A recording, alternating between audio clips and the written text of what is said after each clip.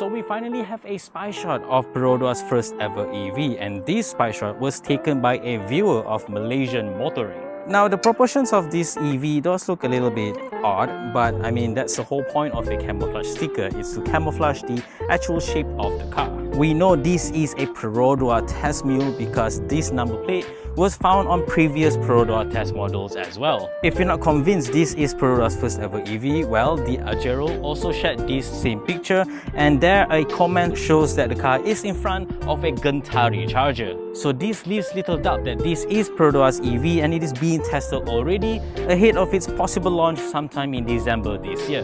Based on previous reports, Perodua's first EV will supposedly be priced around 80,000 ringgit and the battery will be on lease. This does have its own advantages in the sense that because the battery is leased, you don't actually own the battery, so you don't have to worry about the battery being degraded over time. Nonetheless, if it does retail at only 80,000 ringgit, I'm sure it will be very well received by Malaysians because there aren't a lot of competition in this price range, especially for an EV. But until we have the exact specifications of the EV, we don't really know just how exciting or not exciting Perodua's first EV is. Nonetheless, come December or even November, because the testing is starting earlier from the June estimate, I am personally quite excited to see what Perodua will bring to the EV space. If you do enjoy this video, leave a like so that I can do more stuff to my bike as I am right now. So until next time.